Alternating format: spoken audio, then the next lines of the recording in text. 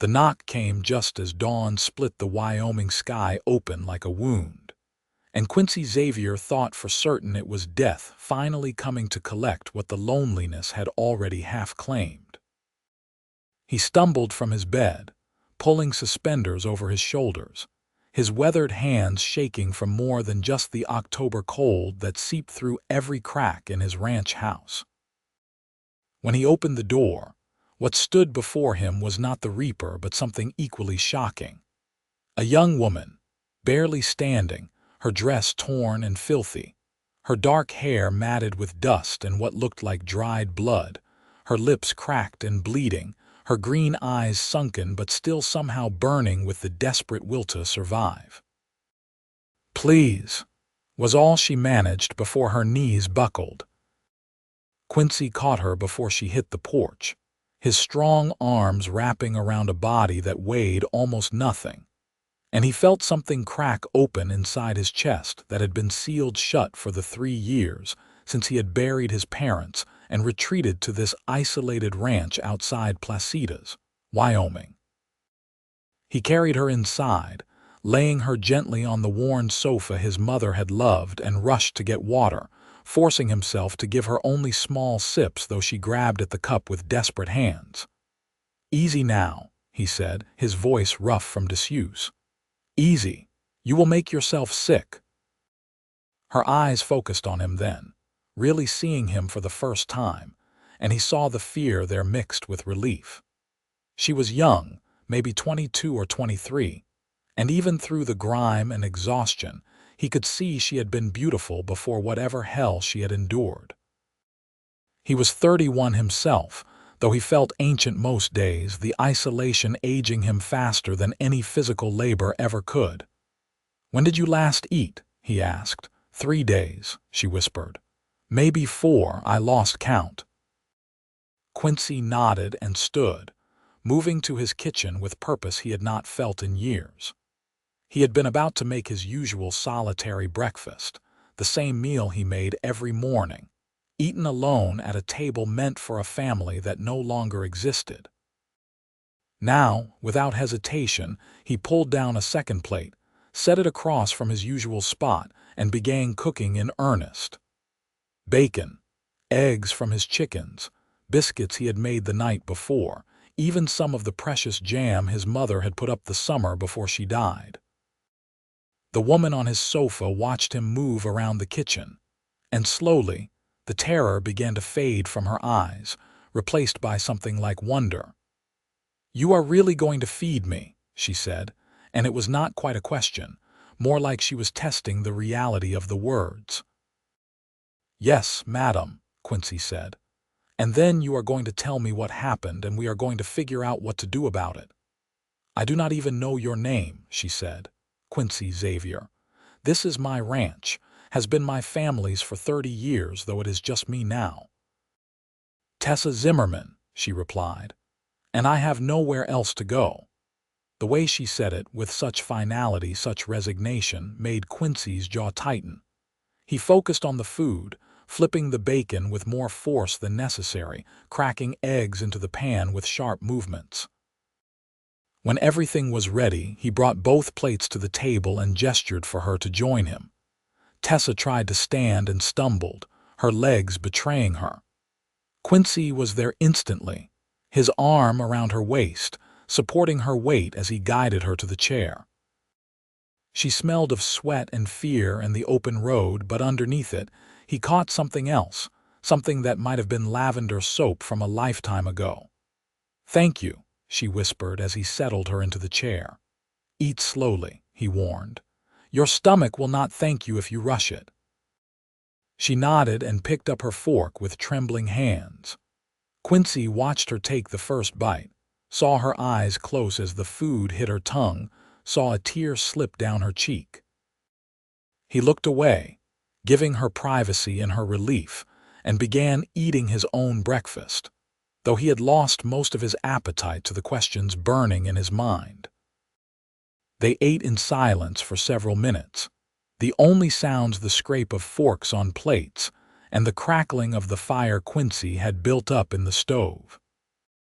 Outside, the The ranch was coming alive with the morning, his cattle lowing in the distance, his horse whinnying for attention, chickens clucking in their coop. Normal sounds, peaceful sounds, sounds that felt surreal with this stranger sitting at his table. Finally, when Tessa had eaten about half her plate and was beginning to slow down, Quincy spoke. "What happened to you?" Tessa set down her fork and wrapped her hands around the cup of coffee he had poured for her. "How much do you know about what is happening in Casper?" "Not much. I do not get to town often, maybe once a month for supplies. There is a man there, Clayton Marsh. He owns half the town, or thinks he does. Saloons, the hotel, the bank." She paused, her hands shaking against the cup. "He decided he wanted to own me too." Quincy felt his blood go cold. "Did he?" "No," Tessa said quickly. "No, I got away before, but it was close. I worked at the hotel just cleaning rooms, trying to save money to get east where my sister lives. He noticed me about 2 months ago, started coming around, saying things, offering things. I kept refusing. I was polite about it at first, then less polite. Then he stopped asking. He tried to force you. 3 nights ago, he came to my room at the boarding house, drunk and mean, had 2 of his men with him. I had a knife I used for paring apples, and I—" She stopped, her breathing becoming rapid. "You defended yourself," Quincy said firmly.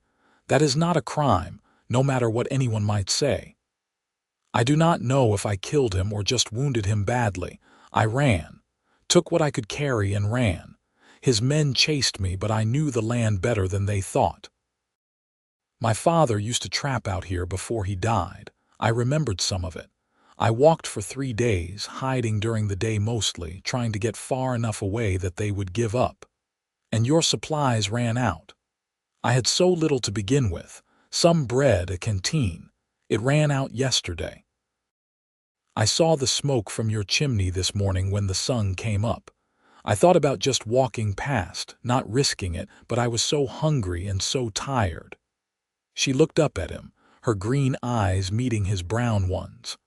"I thought if this was where I died, at least I would die trying."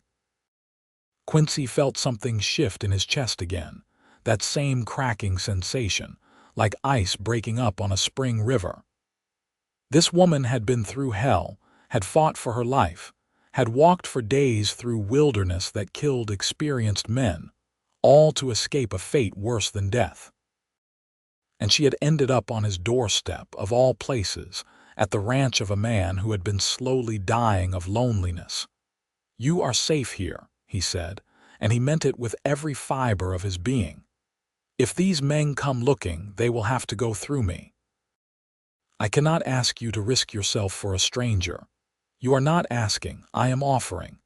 Tessa's eyes filled with tears again, but she blinked them back furiously. "Why? You do not know me. I could be lying.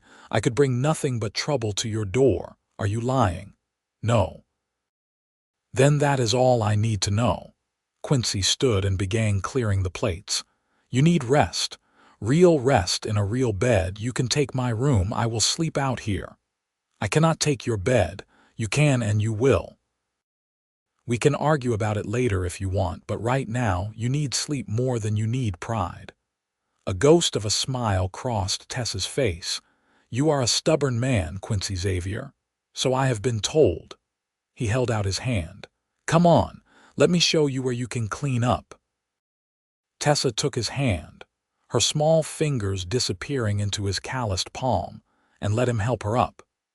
He guided her to his room, which was sparse but clean, the bed made with military precision, because he had learned that keeping routines kept the loneliness at bay. He showed her where the wash basin was, gave her clean water and soap, found one of his mother's old dresses in the trunk at the foot of the bed. "It might be a bit loose, but it is clean," he said, holding up the blue cotton dress. Tessa took it from him, her fingers brushing his. "Your mother's." "Yes. She was about your height, though probably a bit heavier. She liked her own cooking too much." He smiled at the memory, the first real smile he had felt in months. "She raised a good son." She raised a stubborn son who does not know when to mind his own business, Quincy corrected. Get some rest. I will be outside working if you need anything. Just ring the bell on the porch. He left her then, closing the door behind him, and stood in his living room for a long moment, trying to process everything that had just happened. An hour ago, he had been alone, resigned to another day of solitary work and silent meals. Now there was a woman in his house, a woman in danger, a woman who looked at him like he was something more than just a lonely rancher waiting for his life to be over. Quincy shook his head and grabbed his hat, heading outside to tend to the animals and try to make sense of his suddenly complicated world. The work was familiar and grounding. Feed the chickens, collect the eggs, milk the cow, check on the cattle grazing in the near pasture, repair a section of fence that had been worrying him for a week. His hands knew what to do even when his mind was elsewhere, and it was elsewhere constantly, drifting back to the house, to the woman sleeping in his bed, to the danger that might be coming down the road at any moment. By midday, he had worked up a proper sweat despite the October chill. He returned to the house quietly, not wanting to wake Tessa if she was still sleeping. She was. He could see her through the partially open bedroom door, curled on her side under his blankets, her dark hair spread across his pillow, her face finally peaceful in sleep. She looked younger like this, vulnerable, and Quincy felt a fierce protectiveness rise in him that he had not felt since his parents died. He made himself a cold lunch, not wanting to create cooking smells that might wake her, and ate standing at the window, watching the road that led to his ranch. It was barely more than a track, really, 2 ruts worn into the prairie grass, winding through the hills and disappearing into the distance. If anyone came, he would see them long before they arrived. That was one of the reasons his father had chosen this spot, the visibility it offered. Safety through awareness. Tessa slept through the afternoon and into the evening. Quincy worked on indoor chores, cleaning tack that did not really need cleaning, organizing his pantry, doing anything to keep busy while staying close to the house. As the sun began to set, painting the Wyoming sky in shades of orange and purple that still took his breath away after 31 years, he heard movement from the bedroom. He was stirring a pot of stew when Tessa emerged, wearing his mother's dress, which did indeed hang loose on her thin frame. She had washed and braided her hair, and the grime was gone from her face, revealing the true shape of her features: high cheekbones, a strong jaw, those remarkable green eyes that caught the lamplight like creek water catching the sun. "Feel better?" he asked. "I feel human again," Tessa said. "I cannot remember the last time I slept in a real bed. The boarding house mattress was full of lumps and springs that poked you all night. Well, you are welcome to that bed for as long as you need it. I should start earning my keep. I can cook, clean, help with the ranch work. I am stronger than I look. Right now, you need to focus on recovering your strength," Quincy said firmly. "But I will not turn down help when you are ready to give it. This place has been one man short for 3 years now. Your parents, both of them, influenza, one right after the other. 3 weeks was all it took to go from a family to just me." He stirred the stew more vigorously than necessary. "I am sorry, that was more than you needed to hear." "No," Tessa said softly, moving closer. "I understand loss. My mother died when I was 12, my father 5 years ago. That is why I was trying to get to my sister. She is all I have left." "Where is she?" "Philadelphia. She married a banker. They have 3 children now. She has been begging me to come live with them, but I did not want to be a burden. I thought I could make my own way." She laughed bitterly. "I thought I could save enough money to travel east in style, arrive on her doorstep with enough to contribute. Pride, I suppose. Stupid pride." "Not stupid," Quincy said. I understand wanting to stand on your own feet. I have been doing the same thing for 3 years, refusing to admit that maybe I could use some help, some company. Their eyes met across the kitchen, and something passed between them, an understanding, a recognition of shared loneliness and shared strength. Quincy felt his heart beat faster and he looked away, suddenly aware of how close she was standing. "Stew is ready," he said gruffly. "I hope you like venison." "I like anything that is not dirt and rainwater," Tessa replied with a small smile. They ate together at the table again, and this time the silence was more comfortable, less charged with questions and fear. Tessa ate slowly, mindful of Quincy's earlier warning, and he found himself watching her when he thought she was not looking, taking in the delicate way she held her spoon, the thoughtful expression she wore as she chewed, the way she closed her eyes in appreciation of the simple food. "You are a good cook," she said after a while. "I am an adequate cook," Quincy corrected. "My mother was a good cook, I just follow her recipes. Still counts." Tessa paused, then asked, "Do you think they will come looking for me here? Honestly, I do not know. If this Clayton Marsh is as powerful as you say, and if you hurt him badly enough, he might. Men like that do not like being embarrassed, especially not by a woman. But this ranch is pretty isolated. If you were being chased, you probably covered your tracks better than you think just by virtue of being scared and running in a panic. Animals run in straight lines when they are frightened. Humans zigzag." "I did zigzag," Tessa admitted. "I kept changing direction, doubling back, wading through streams. My father taught me that when I was little. Smart man, your father. He was. He was also a drunk who could not hold a job, but he was smart when he was sober." She smiled sadly. "I loved him anyway." "That is what family is," Quincy said. "Loving people even when they are complicated." After dinner, Quincy insisted on cleaning up while Tessa sat by the fire, wrapped in one of his mother's shawls. He washed dishes and put away leftovers, hyper-aware of her presence in his home, the way it changed the very air, made it feel warmer somehow, more alive. When he finished, he joined her by the fire, taking his father's old chair, and they sat in companionable silence, watching the flames dance. "Tell me about your ranch," Tessa said eventually. "How many head of cattle do you run?" "About 100 right now, down from the 150 my father used to manage. It is hard doing it alone.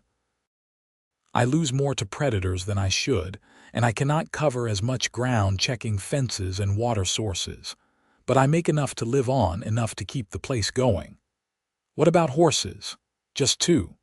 My riding horse, Dakota, and an old plow horse named Bess. Had more once, but I sold them off when I needed cash after my parents died. Probably should have kept them, but I was not thinking clearly at the time. Grief makes us do strange things. That it does." Quincy stretched his legs toward the fire. "What about you? What did you do before the hotel?" "A little of everything. I taught school for a while in a small town outside of Denver. That was actually nice, but the town council decided they wanted a married teacher, thought it was more proper. After that, I worked in a general store, then a restaurant, then the hotel. I have gotten good at making do, at being useful wherever I land. Those are good skills to have out here." "Out here," Tessa repeated. "You make it sound like the edge of the world." "Sometimes it feels like it. Sometimes that is exactly what I need it to be." They talked long into the night, sharing stories of their pasts, of families lost and dreams deferred. Quincy found himself opening up in ways he had not with another human being in years, the words flowing out of him like water from a long-sealed well. Tessa listened with her whole body, leaning forward, asking questions, laughing at his stories of ranch mishaps and nodding seriously when he spoke of his parents. When the fire had burned down to embers and Tessa was fighting to keep her eyes open, Quincy finally stood. "You should get some more sleep. Tomorrow we can figure out a longer-term plan." "What kind of plan?" "Well, if you want to get to Philadelphia, you will need money and supplies and a way to travel safely. If you want to stay here, we can work something out.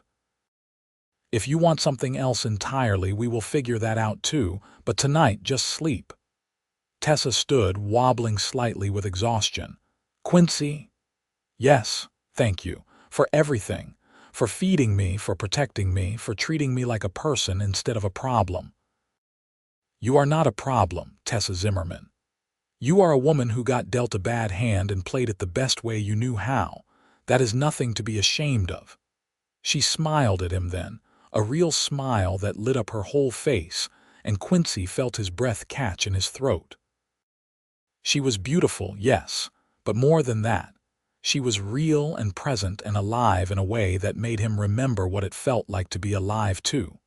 After she retreated to the bedroom, Quincy made up a bed on the sofa with spare blankets and tried to sleep. It was a long time coming. His mind raced with possibilities and worries, with the way Tessa's smile had made him feel, with the fear that men might come riding up his road looking for her. When he finally did sleep, he dreamed of green eyes and dark hair and the sound of someone else breathing in his house. The next week fell into a rhythm that felt both strange and natural. Tessa recovered her strength gradually, and true to her word, she began helping around the ranch. She cooked breakfast while Quincy did the morning chores, and her cooking was even better than his following of his mother's recipes because she added her own touches, her own creativity. She gathered eggs, tended the kitchen garden that had gone half wild, mended clothes that Quincy had been meaning to mend for months in the afternoons. They worked together, and Quincy taught her more about ranching. She learned to throw hay to the cattle, to check their hooves for stones, to spot signs of illness. She was quick to learn and unafraid of hard work, and Quincy found himself impressed over and over by her competence. In the evenings they talked, about everything and nothing. About books they had read, places they wanted to see, foods they missed, memories that made them laugh or cry. Quincy learned that Tessa had a wicked sense of humor hidden under her proper exterior, that she could make him laugh until his sides hurt with her imitations of difficult hotel guests. Tessa learned that Quincy had a gentle soul under his gruff rancher exterior, that he wrote poetry in a journal he kept hidden in his nightstand, that he could quote Shakespeare because his mother had been a schoolteacher before she married.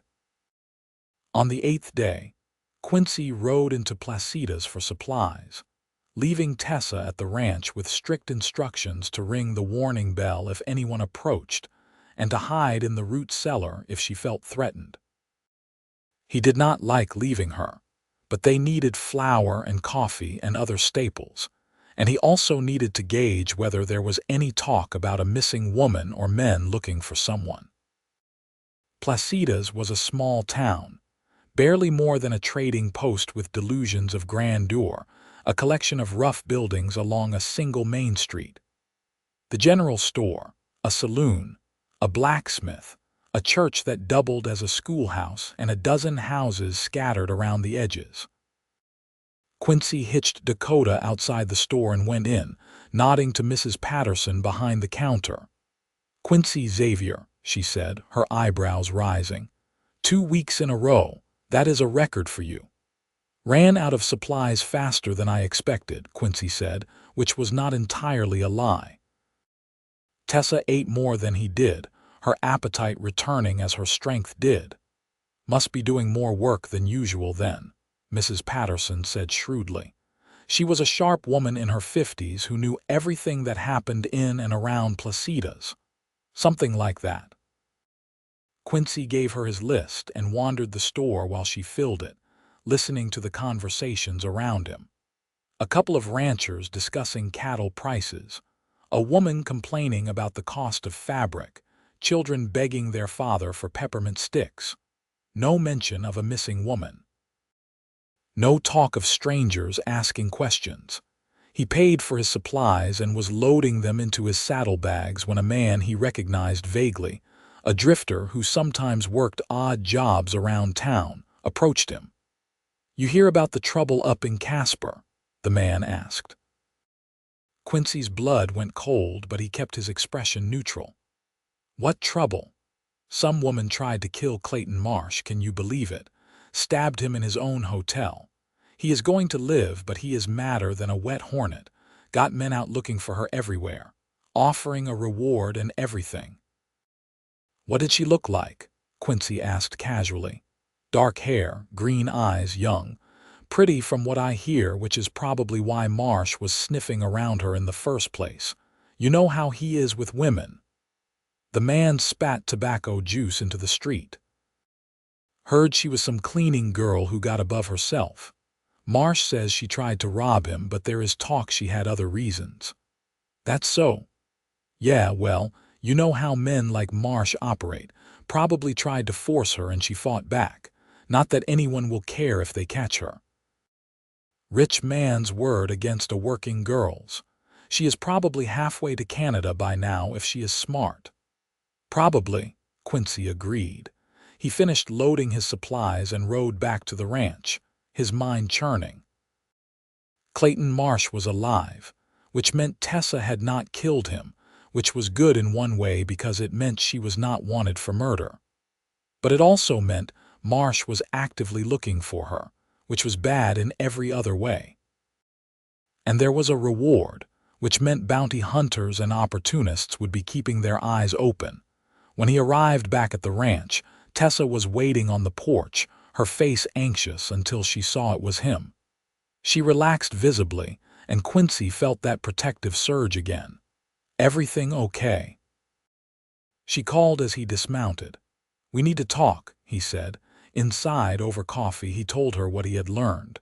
Tessa's face went pale, but she did not fall apart. Instead, she straightened her spine and set her jaw. "I will leave," she said. "I will not bring that trouble to your door." "No," Quincy said firmly. "No.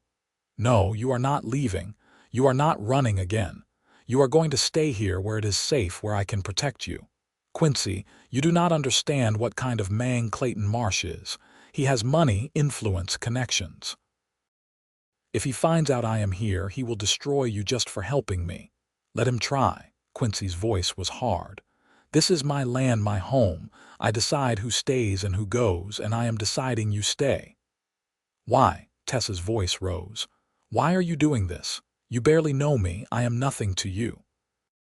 "You are not nothing," Quincy said. And suddenly he was standing, closing the distance between them, his hands on her shoulders. "You are not nothing, Tessa. You are brave and strong, and you deserve better than what that man tried to do to you. And maybe I am doing this because for the first time in 3 years, I feel like I am actually living instead of just existing. Maybe I am doing this because when I look at you, I see someone worth fighting for. Maybe I am just a stubborn fool who does not know when to back down. But whatever the reason, you are staying." Tessa stared up at him, her green eyes wide, searching his face. "You really mean that? Every word?" She reached up and placed her hand over his, still on her shoulder. "Then I will stay. But if trouble comes, you let me face it. You do not sacrifice yourself for me." "We face it together," Quincy said. "Deal, deal." They stood like that for a long moment, close enough that Quincy could feel the warmth of her, could smell the lavender soap she had found in his mother's things. His heart was pounding, and he was acutely aware of how much he wanted to close the remaining distance, to pull her into his arms, to kiss her until they both forgot about Clayton Marsh and danger and everything except each other. But he did not. It was too soon, too complicated, too much. Instead, he stepped back, releasing her shoulders, and cleared his throat. "I should put away the supplies," he said. "I should start dinner," Tessa replied. They moved apart, each to their tasks, but something had shifted between them, something acknowledged but not yet acted upon. The air felt charged, full of possibility and promise. That night, after another meal shared and another evening by the fire, Quincy lay on his sofa bed and admitted to himself what he had been avoiding for days. He was falling in love with Tessa Zimmerman. Maybe it had been since the moment he opened his door and found her standing there, starving and desperate but still fighting. Maybe it was foolish, maybe it was too fast, maybe it would end in disaster. But it was real as the Wyoming wind and the prairie grass and the stars that filled the sky above his ranch. And he thought, maybe, just maybe, she might be falling for him too. The next few weeks brought the first real cold of autumn. Frost painted the grass silver in the mornings, and Quincy spent long days moving cattle to winter pasture and reinforcing the barn against the snow that would inevitably come. Tessa was beside him for much of it, bundled in his mother's heavy coat, her cheeks pink with cold, her breath puffing white in the air. They worked well together, he realized. She anticipated what he needed, handed him tools before he asked for them, held boards steady while he hammered.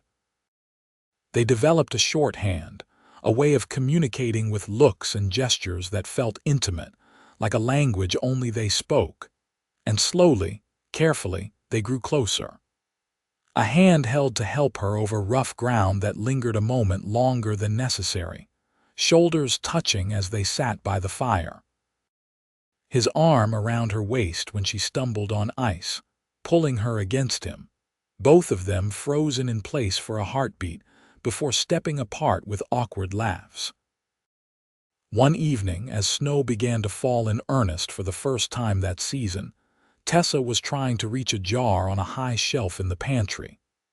Quincy came up behind her, reaching over her head to get it, and suddenly they were pressed together, his chest to her back, his arm extended above her. He set the jar on the counter beside them, but neither of them moved. "Tessa," he said softly. She turned in the circle of his almost embrace, looking up at him. "Yes, I need you to know something. These past weeks, having you here, it has changed everything for me. I was just going through the motions before, waiting for something I could not even name. But now I know what I was waiting for. I was waiting for you." "Quincy," she whispered, her eyes shining. "I am falling in love with you," he said. "Maybe have already fallen. And I know it is fast, and I know we have only known each other a few weeks, but I also know that what I feel is real. You do not have to say anything. I just needed you to know." "You foolish, wonderful man," Tessa said, and then she was rising on her toes, her hands on his chest and kissing him. The world narrowed to just that, her lips on his, soft and warm and perfect. Quincy wrapped his arms around her properly, pulling her close, and kissed her back with all the loneliness and longing and love that had been building in him since she knocked on his door. She melted against him, her fingers curling into his shirt, and the kiss deepened, became something more urgent, more necessary. When they finally broke apart, both breathing hard, Quincy rested his forehead against hers. "So I take it you feel the same way?" Tessa laughed, the sound bright and joyful. "Yes, you stubborn man, I love you too. I have been trying not to, trying to tell myself it was just gratitude or relief or loneliness, but it is not. It is love, real love, the kind I thought I would never find. You found it," Quincy said. "Right here on a lonely ranch in the middle of nowhere, Wyoming." "Right here," she agreed, and kissed him again. They stood in the pantry, wrapped in each other's arms, while snow fell outside and the fire crackled in the other room, and the world felt, for the first time in both their lives, exactly right. That night, Tessa did not sleep in the bedroom and Quincy on the sofa. They talked long and seriously about what they wanted, what felt right, what they were both ready for. In the end, she moved her few belongings to the sofa, and he kept the bedroom, but it was understood that this arrangement would not last long. They were courting now, properly courting, and both knew where it was leading. As winter settled in hard, Quincy made plans. He rode to Placitas again, this time to speak with the circuit preacher who came through once a month. He wanted to do this right, wanted to marry Tessa properly, with vows spoken before God and witnesses. The preacher agreed to perform the ceremony and suggested waiting until spring when travel would be easier for anyone who might want to attend, but Quincy did not want to wait that long. "Can you come out to my ranch?" he asked. "Just you and maybe a couple of witnesses. I do not need a big affair, I just need legal and proper." The preacher studied him with knowing eyes. "This about that woman staying with you, there has been some talk." "Let people talk," Quincy said. "She is a good woman who ran into bad luck. I am going to marry her, and anyone who has a problem with that can take it up with me directly." "Fair enough. I will come out in 2 weeks, weather permitting. Bring my wife and maybe the Johnsons for witnesses." "Thank you." Quincy rode home through the snow with a lightness in his chest he had not felt in years. He was going to marry Tessa Zimmerman. He was going to have a wife, a partner, someone to build a life with. The loneliness that had defined his existence for so long was finally ending. When he told Tessa his plans that evening, she cried. Happy tears, she assured him, wiping at her eyes. "I cannot believe this is real," she said. "I cannot believe that 3 months ago I was running for my life, and now I am going to marry the best man I have ever known." "Believe it," Quincy said, pulling her into his arms. "You are stuck with me now." "Good," she whispered against his chest. "That is exactly where I want to be." The 2 weeks before the wedding were busy. Tessa altered another of Quincy's mother's dresses, a dove gray silk that had been saved for special occasions. Quincy slaughtered a steer and prepared a feast, wanting to offer proper hospitality to the preacher and witnesses who would brave the winter weather to attend. They cleaned the house together, decorated it with what greenery they could find, made it feel festive and special. On the morning of the wedding, Quincy woke before dawn, too excited to sleep. He fed the animals, shaved carefully, and put on the one good suit he owned, which he had not worn since his father's funeral. It smelled of cedar from the trunk it had been stored in, and the shoulders were a bit tight, but it would do. Tessa was already up when he came back inside, wearing the gray silk dress, her dark hair pinned up in a style his mother used to wear. She took his breath away. "You are so beautiful," he said. "You are very handsome yourself," she replied, coming to adjust his tie. "Are you nervous?" "Terrified," he admitted. "What if I mess up the vows?" "Then we will laugh about it later. Quincy, it does not matter if everything is perfect. What matters is that we are choosing each other. That is the only important thing." He kissed her then, gently, reverently. "I choose you, Tessa Zimmerman, today and every day after." "And I choose you." The preacher and his party arrived mid-morning, their wagon laden with supplies they had brought as wedding gifts: coffee, sugar, fabric, a set of tin plates. Quincy thanked them profusely and welcomed them into the house, where Tessa had set out coffee and fresh biscuits. Mrs. Henderson, the preacher's wife, embraced Tessa warmly. "It does my heart good to see Quincy Xavier with someone. He has been alone too long." "I am very lucky to have found him," Tessa said. "I think he is the lucky one," Mrs. Henderson replied with a wink. The ceremony was simple and short, held in front of the fireplace with the winter sun streaming through the windows. Preacher Henderson read from his worn Bible, speaking about love and commitment and the sacred bond of marriage. Quincy and Tessa held hands and said their vows, Quincy's voice shaking only a little, Tessa's clear and strong. When the preacher pronounced them husband and wife, Quincy kissed Tessa to applause from their small audience, and felt complete in a way he had not since long before his parents died. This woman was his now, and he was hers, bound together by more than just words or law, but by the choice to love each other through whatever came. They celebrated with the feast Quincy had prepared, and the witnesses told stories and jokes, and the house rang with laughter and warmth. As the sun set and their guests prepared to leave, heading back to town before full dark, Mrs. Henderson pulled Tessa aside.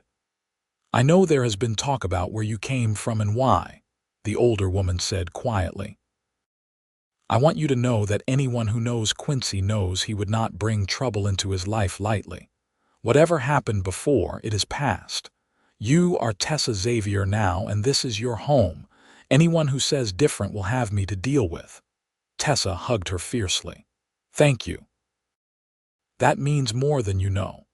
When everyone had gone and the house was quiet again, Quincy and Tessa stood together in the doorway, watching the wagon tracks disappear into the snow-covered landscape. "Well, Mrs. Xavier," Quincy said, "what do you think?" "I think I am the luckiest woman alive," Tessa replied. "And I think it is time we stopped standing in the cold." That night, there was no question of separate sleeping arrangements. They came together as husband and wife, with tenderness and passion and love. And when Quincy held Tessa afterward, her head on his chest, her breathing soft and even, he knew that every lonely year, every painful moment had been worth it to arrive at this perfect place. Winter deepened, but inside the ranch house, warmth reigned. Quincy and Tessa fell into married life with surprising ease, their earlier weeks of living together having already taught them each other's rhythms and habits. They worked side by side during the day, checking on cattle, breaking ice on water troughs, hauling hay. In the evenings they cooked together, ate together, talked together, made love and fell asleep in each other's arms. Quincy had never been happier. The loneliness that had eaten at him for 3 years was completely gone, replaced by the constant joy of companionship. He loved waking up to Tessa beside him, loved the sound of her humming while she worked, loved the way she laughed at his jokes and challenged him when she disagreed with him. For her part, Tessa bloomed in the security and love of her new life. The haunted look that had shadowed her eyes when she first arrived was gone completely. She gained weight, her face filling out, her body becoming stronger. She told Quincy often how grateful she was, but he always corrected her. "This is not charity," he would say. "This is marriage. You give as much as you take. This ranch runs better with you here. I am better with you here." In late December, a warm spell melted some of the snow, and Quincy took advantage of it to ride into Placitas for supplies and news. He had been careful about making these trips, never mentioning Tessa directly but always keeping his ears open for any talk of men looking for a woman or bounty hunters passing through. This trip, he heard something different. Mrs. Patterson, sorting through mail that had arrived on the last stage, looked up when he entered. "Quincy Xavier," she said. "Or should I say, Mr. Xavier, heard you got yourself married. Congratulations." "Thank you, madam. Your bride staying out at the ranch." "I would love to meet her when the weather improves. Maybe she would like to join the ladies' sewing circle." "I am sure she would appreciate that," Quincy said, though privately he wondered if Tessa would want to socialize where questions might be asked. They would have to discuss it. "Oh, here, this might interest you," Mrs. Patterson said, holding up a newspaper from Casper. "There was a big story last month. That businessman, Clayton Marsh, turned out he was not as upstanding as everyone thought. Some of his business partners started investigating his dealings after that incident with the girl who attacked him. Found all sorts of irregularities. Bank fraud, extortion, you name it. He has been arrested and is awaiting trial, probably looking at federal prison if the charges stick." Quincy's heart leaped. "Is that so?" "Yes, indeed. Funny how these things work out. The girl disappeared, of course. No one knows where she went. But with Marsh facing prison, I doubt he cares much about finding her anymore. He has bigger problems now." Mrs. Patterson shook her head. Just goes to show, you never really know people. Quincy bought his supplies and rode home as fast as Dakota could carry him through the snow. Tessa met him at the door, concerned by his speed. "What is wrong?" she asked. "Nothing is wrong," Quincy said, sweeping her into his arms and spinning her around. "Everything is right. Clayton Marsh is going to prison. He has been arrested for fraud and extortion. You are safe, Tessa. You are truly safe." Tessa burst into tears, clinging to him. "Are you certain?" "I am certain. Mrs. Patterson had a newspaper. It is all there in black and white. He has bigger concerns now than finding you.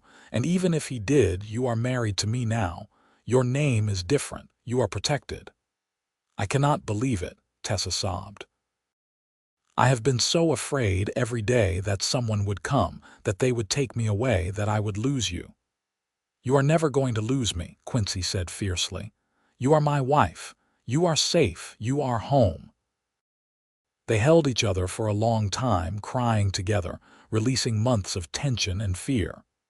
When they finally pulled apart, both laughing through their tears, Tessa cupped Quincy's face in her hands. "You saved my life," she said. "In every way a person can be saved. I love you so much." "And I love you, more than I thought it was possible to love someone."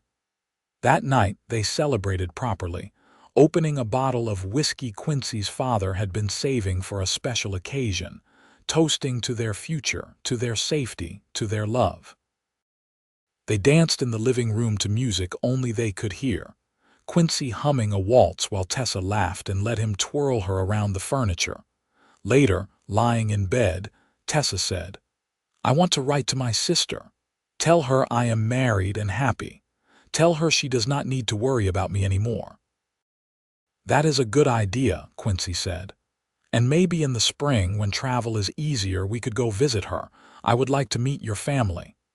"You would do that? Travel all the way to Philadelphia?" "I would go anywhere with you," Quincy said simply. Tessa kissed him deeply. "How did I get so lucky?" "We both got lucky," Quincy replied. "The day you knocked on my door, we both got lucky." Winter turned slowly to spring. The snow melted, revealing the brown prairie grass that would soon turn green.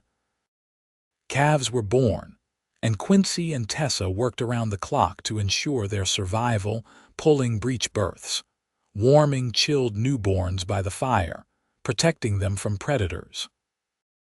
It was exhausting work, but they did it together, and Quincy was constantly amazed by Tessa's strength and determination. In April, Tessa began feeling unwell. At first, she thought it was just exhaustion from the calving season, but when the nausea continued and her monthly cycle did not arrive, she began to suspect the truth. She waited another 2 weeks to be certain before telling Quincy.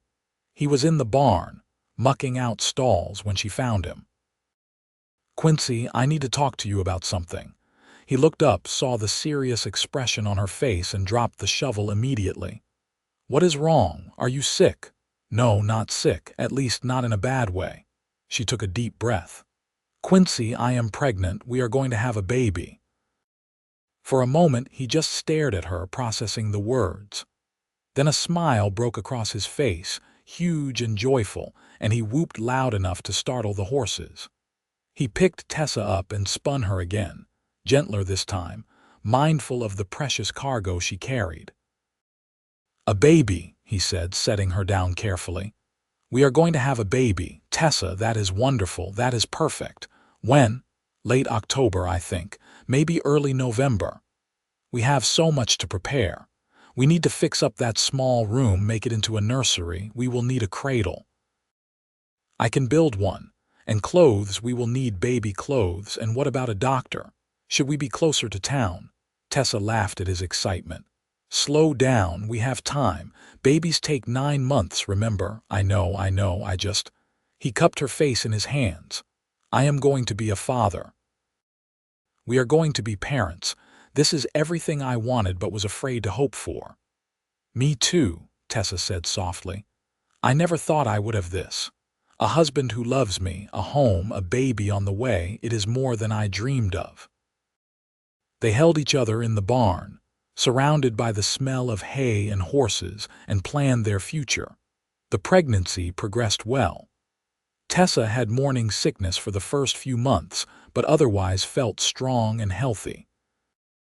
Her body changed, her belly swelling with their child, and Quincy thought she had never been more beautiful. He was constantly touching her stomach, talking to the baby, making plans and promises. In June, they made the trip to Placida's for supplies, and so Tessa could meet some of the town ladies, including Mrs. Henderson and Mrs. Patterson. The women welcomed her warmly, and Tessa found herself invited to the sewing circle and offered all sorts of advice about pregnancy and childbirth. For the first time since fleeing Casper, she felt like she had a community, a place where she belonged. On the ride home, she told Quincy about a conversation she had had with Mrs. Henderson. She said there is a midwife 2 ranches over, a woman named Martha Collins. She offered to send word when the time comes, so Martha can be here to help with the birth. That is good, Quincy said, though privately he was terrified of the birth, of all the things that could go wrong. Women died in childbirth all the time out here, far from doctors and hospitals. But he did not share these fears with Tessa. She had enough to worry about. Summer was busy with ranch work. The cattle needed to be moved to different pastures, fences needed repair, and the garden Tessa had planted needed constant tending. Despite her growing belly, Tessa insisted on helping, though Quincy tried to make her take it easier. "I am pregnant, not fragile," she would say whenever he protested. "Women have been working through pregnancy since the beginning of time." "That does not mean I have to like it," Quincy would grumble, but he respected her desire to stay active. In August, Quincy finished building the cradle, a beautiful thing made of oak, carved with flowers and birds. Tessa cried when she saw it, hormones making her emotions run high. Together, they set up the nursery in the small room that had once been a storage area. They painted the walls a soft yellow, hung curtains Tessa had sewn, arranged the few baby clothes they had made and been given. One evening, as they lay in bed with Quincy's hand on Tessa's belly, feeling the baby kick and roll, Tessa said, "What should we name the baby?" "I have been thinking about that," Quincy admitted. "If it is a boy, I would like to name him Daniel after my father, if that is acceptable to you." "Daniel Xavier," Tessa said, testing the sound. "I like it. What about a girl?" "I was thinking maybe Clara after your mother." Tessa's eyes filled with tears. "You remembered her name." "Of course I did. You told me about her months ago, how she used to sing to you, how she made the best apple pie in Colorado." "Clara Xavier," Tessa whispered. "Yes. Either way, we have a good name." As Tessa's due date approached, Quincy became increasingly protective and anxious. He hovered constantly, barely letting her lift anything heavier than a teacup. Tessa found it alternately endearing and irritating. "I love you," she said one day when he had insisted on carrying her boots to her, "but if you do not stop treating me like I am made of glass, I am going to brain you with a frying pan." Quincy held up his hands in surrender. "I am just worried, I know, but worrying does not help. What helps is you staying calm and trusting that my body knows what to do." "Your body knows what to do," Quincy repeated. "Right, I can do that." He could not do that. When Tessa's labor started on a cold November night, Quincy immediately panicked. He sent the ranch hand he had hired that summer riding hell for leather to fetch the midwife, then paced the house like a caged animal while Tessa breathed through contractions. "You need to calm down," Tessa said between pains. "You are making me nervous." "I am sorry. I am sorry. What can I do?" "How can I help?" "Boil water. Get towels. And for the love of God, stop pacing." Quincy did as instructed, grateful for tasks to occupy his hands if not his mind. The midwife, Martha Collins, arrived within 2 hours, a capable woman in her 50s who immediately took charge. She examined Tessa, declared everything progressing normally, and banished Quincy from the bedroom. "But I want to be with her," Quincy protested. "And you will be, but right now you are more hindrance than help. Wait in the other room, I will call you if you are needed." Quincy spent the longest night of his life sitting in the living room, listening to Tessa's laboring sounds, praying to a God he had not talked to much since his parents died. He promised everything he could think of if only Tessa and the baby came through safely. He would be a better man, a better husband, a better father. He would go to church every Sunday. He would help his neighbors more. Anything, everything, just please let them be okay. As dawn was breaking, he heard a new sound, a baby's cry, strong and lusty and absolutely beautiful. He leaped to his feet just as Martha opened the bedroom door.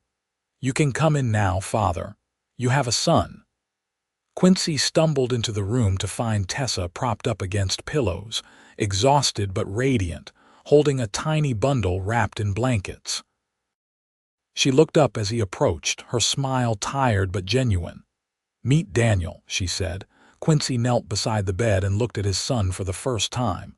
A red, wrinkled face, a shock of dark hair, tiny fists waving, the most perfect thing he had ever seen. "He is beautiful," Quincy whispered. "You are amazing. I cannot believe you just did that." "I had help," Tessa said, gesturing to Martha. "But yes, I am rather amazing," Martha laughed. "I will leave you three alone. Call if you need anything. I will be in the other room cleaning up." When the midwife had gone, Quincy carefully took his son, cradling the infant against his chest. Daniel's eyes opened, unfocused but searching, and Quincy felt his heart expand in a way he had not known was possible. "Hello, Daniel," he said softly. "I am your father. And I promise you, I am going to spend every day of my life making sure you know you are loved and safe and wanted. You and your mother are my whole world now." Tessa reached out and took Quincy's hand. "We did it. We made a family." "We did," Quincy agreed, blinking back tears. "We really did." The first months of parenthood were exhausting and wonderful in equal measure. Daniel was a good baby, but he still needed constant care, and both Quincy and Tessa walked around in a fog of sleep deprivation.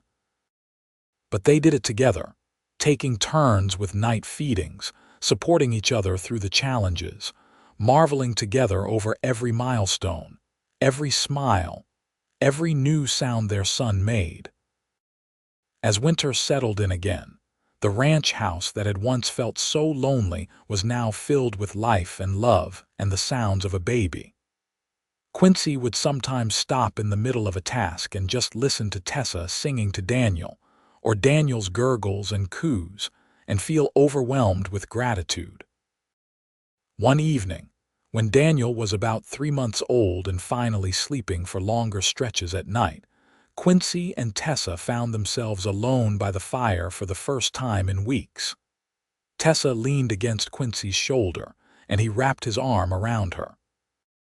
"Do you ever think about what your life would have been if you had not knocked on my door that morning?" Quincy asked. "Sometimes," Tessa admitted, "but not often. It seems like another lifetime ago, like it happened to someone else. You were so thin, so scared. I remember thinking you were the bravest person I had ever met, still standing when most people would have collapsed. I remember thinking you were either going to save me or kill me, and I was too tired to care which." Tessa laughed softly. "And then you set 2 plates for breakfast, and I knew I was going to be okay. That simple act of seeing me as a person worth feeding, worth caring for, it changed everything." "I saw you," Quincy said. "Really saw you, and I knew even then that you were going to change my life.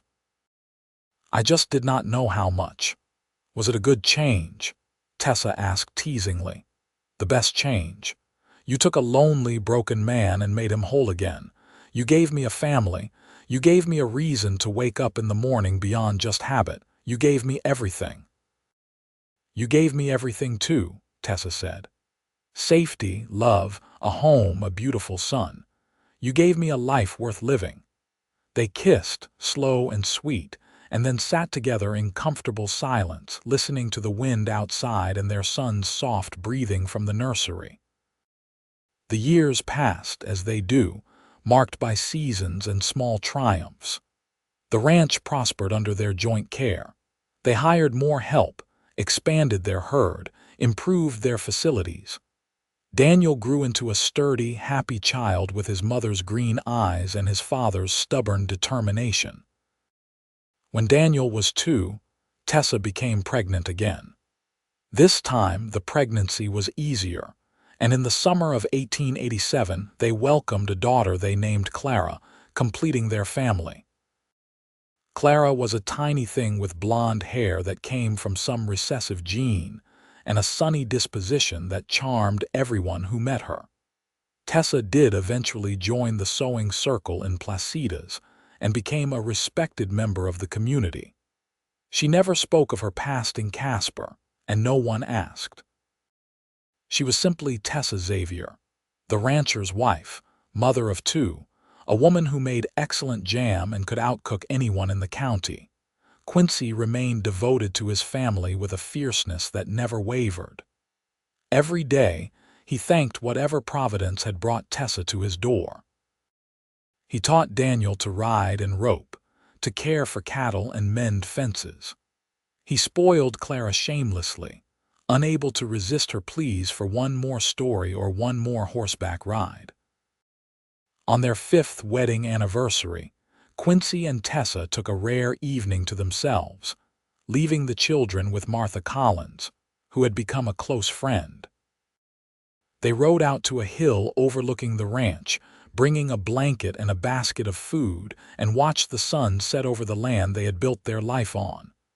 "Do you have any regrets?" Tessa asked, leaning back against Quincy's chest. "Not a single one," Quincy said. "You?" "Only that I did not find you sooner." "You found me exactly when you were supposed to," Quincy said. "We both needed to go through what we went through to be ready for each other. If we had met earlier, it might not have worked." "That is very wise. I have my moments." Tessa turned to face him. "I want you to know something. I know I have said it before, but I want to say it again. You did not just save my life that morning. You gave me a life. A real one, full of love and purpose and joy. Every day I wake up next to you, I feel grateful. Every time I see you with our children, I fall in love with you all over again. You are the best man I have ever known, Quincy Xavier." Quincy felt his throat tighten with emotion. "And you are the best thing that ever happened to me, Tessa Xavier. I was half dead when you knocked on my door. I was going through motions, existing but not living. And then you appeared, starving and desperate and so damn brave, and you woke me up. You brought me back to life." "We saved each other then," Tessa said. "We did," Quincy agreed. "And we will keep saving each other every day, for the rest of our lives." They kissed as the sun painted the sky in shades of orange and gold. 2 people who had found each other against all odds and built something beautiful from their shared loneliness and pain. Years continued to roll by. Daniel grew tall and strong, inheriting his father's love of ranching and his mother's quick mind. By the time he was 16, he was running half the ranch operations himself, giving Quincy more time to focus on expanding their business ventures. Clara grew into a spirited young woman who loved horses and books in equal measure, who could rope a calf as easily as she could recite poetry. The ranch house expanded too, with rooms added as needed, until it was a sprawling, comfortable home filled with the accumulated treasures of a life well lived. Photographs on the walls, books on the shelves, quilts on the beds made by Tessa and the women of the sewing circle. In 1895, when Daniel was 18 and bringing home a young woman he was courting, Quincy and Tessa stood on their porch and watched the young couple ride up the road, holding hands and laughing. We are getting old, Tessa said, leaning into Quincy's side. Speak for yourself, Quincy replied, though his hair was now more gray than brown and his joints ached on cold mornings. Do you remember when we were that young? I was never that young, Quincy said. I was born middle-aged and serious, but you were young. You still are in all the ways that matter. Flatterer, truth-teller. They watched Daniel help his young lady down from her horse, watched him look at her the way Quincy still looked at Tessa after 16 years of marriage, and Quincy felt a deep satisfaction. His son knew how to love, how to treat a woman with respect and care. That was a legacy worth more than any amount of land or cattle. That evening, after Daniel's young lady had returned home and the children had gone to bed, Quincy and Tessa sat in their usual spots by the fire. The house was quiet, the day done, and they simply existed together in comfortable silence. You know what I thought about today? Tessa said eventually. What is that? I thought about that morning 16 years ago when I knocked on your door. I was so scared. I thought I was going to die out there. And then you opened the door and I saw your face, and I knew somehow that I was going to be all right. I remember every detail of that morning, Quincy said. What you looked like, what you were wearing, the exact tone of your voice when you said please. It is burned into my memory because it was the moment my life changed. Mine too. Do you ever wonder what happened to Clayton Marsh, if he is still in prison? I heard he died there, actually, Tessa said. About 5 years ago, heart failure. Mrs. Patterson mentioned it once. I did not feel glad, but I did not feel sad either. I just felt nothing, like he was part of a story that happened to someone else. In a way, he was, Quincy said. The woman who knocked on my door is not the same woman sitting here now. You have grown and changed and become even more than you were. We both have. We have had a good life, have we not? The best life, Quincy confirmed. And we are not done yet. We have years ahead of us still. Grandchildren to spoil, projects to complete, adventures to have. Adventures. Tessa laughed. At our age, at any age, as long as I am with you, every day is an adventure. Tessa stood and moved to sit in Quincy's lap, something she had not done in years, and he wrapped his arms around her, holding her close. I love you, she said. I will love you until the day I die and beyond. And I love you, Quincy replied. More than words can say. They sat together like that, husband and wife, best friends, partners in every sense, while the fire burned low and the night deepened around them. The autumn of 1896 brought an early snow, and with it, news that Daniel was engaged to his sweetheart, a rancher's daughter from 3 valleys over named Lucy. The wedding was set for the following spring, and the house became a flurry of activity as Tessa and Clara planned and prepared. Quincy watched the chaos with amusement and helped where he could, mostly by staying out of the way. He spent more time with Daniel that winter, teaching him the final lessons of running a ranch, preparing him for the responsibilities of marriage and eventually, if God blessed them, children of his own. One day, while they were out checking fence lines, Daniel said, "Father, can I ask you something?" "Of course." "How did you know Mother was the one? That she was the woman you wanted to spend your life with?" Quincy was quiet for a moment, considering. "Honestly, I think I knew almost from the moment I opened the door and saw her standing there. There was something about her, a strength and a determination that called to something in me. But it was more than just attraction.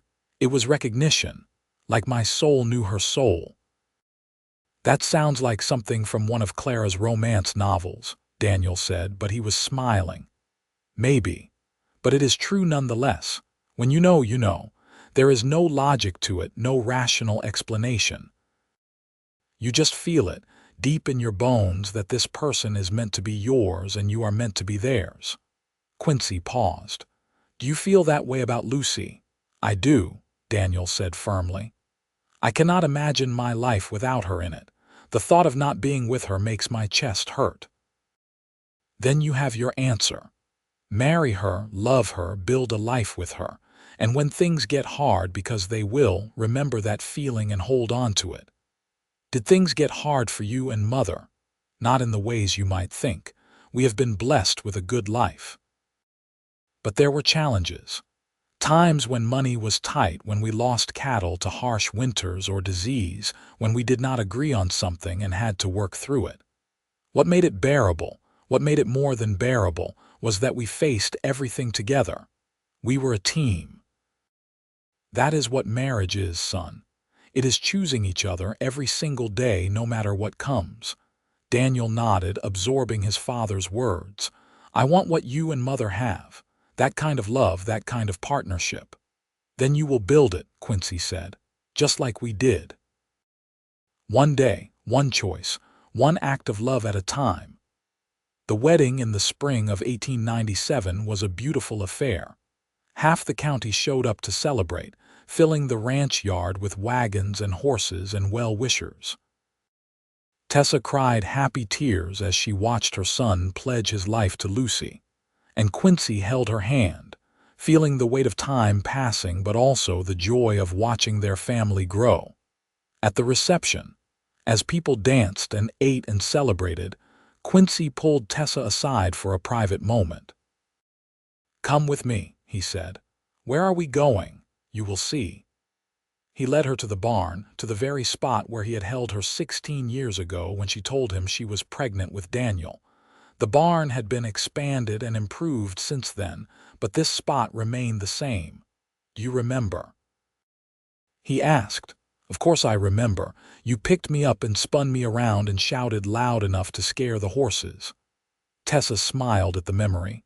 I was so happy. So scared, but so happy. And now look at us. Our son is married. We are about to become grandparents probably within the year. We have built this life from nothing, from two broken people who found each other.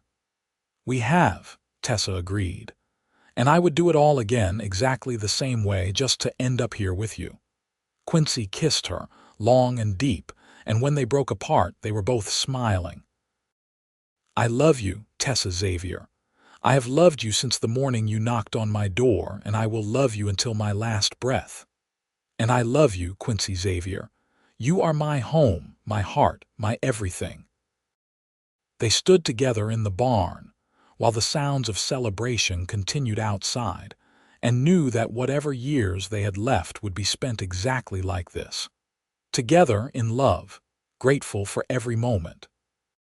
True to prediction, Lucy gave birth to a son the following winter, and Quincy and Tessa became grandparents to a healthy boy they named John.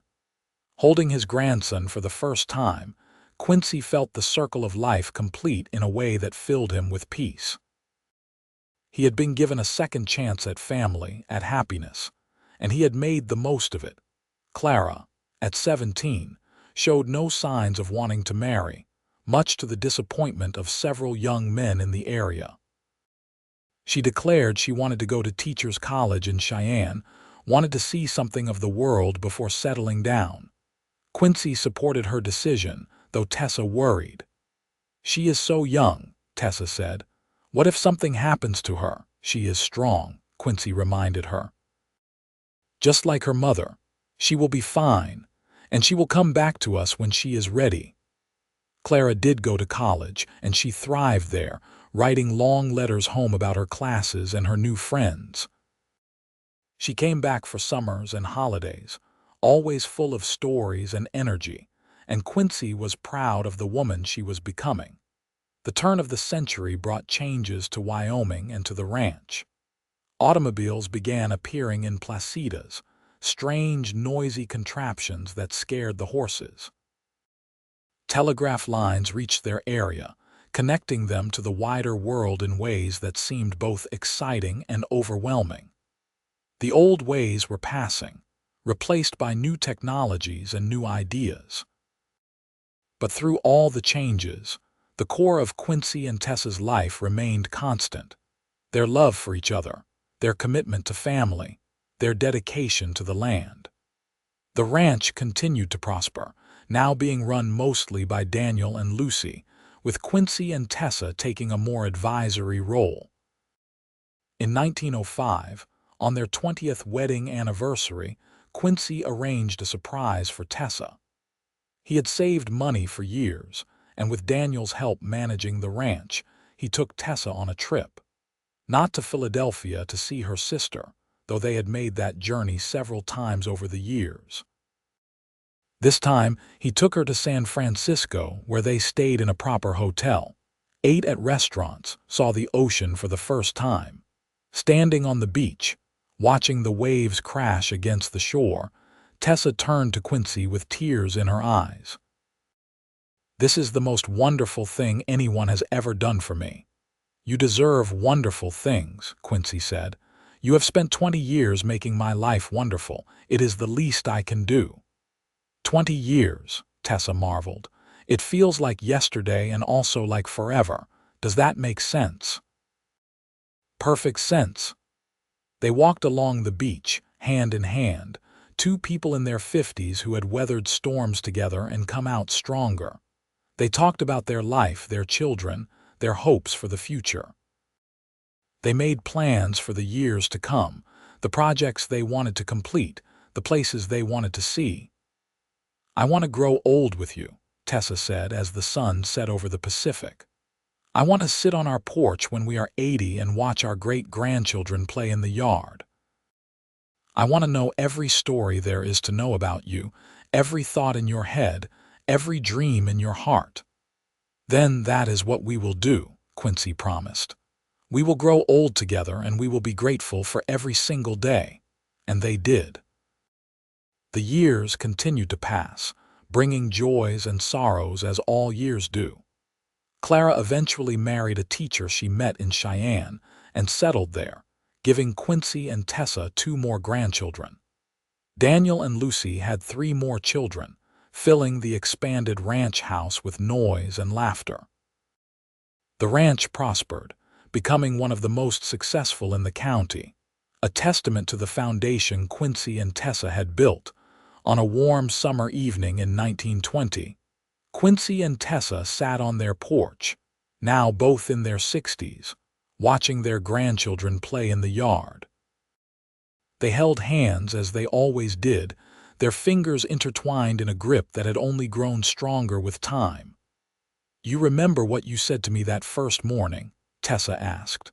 "After I ate breakfast." "I said a lot of things that morning," Quincy replied. "You said we were going to figure out what to do about my situation. You made it sound so simple, like it was already decided that you were going to help me." "It was decided. The moment I saw you, it was decided. You saved my life that day." "And you saved mine," Quincy countered. "I was dying of loneliness before you came. You brought me back to life, gave me a reason to keep going, to build something meaningful. We saved each other then. We did.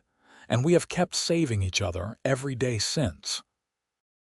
Tessa leaned her head on Quincy's shoulder, and they sat in comfortable silence, watching the sun paint the Wyoming sky in brilliant colors. Around them, their family laughed and played, the legacy of 2 broken people who had found each other and chosen love over fear, hope over despair, together over alone. "I love you," Tessa whispered. "I love you too," Quincy replied. "Always have, always will."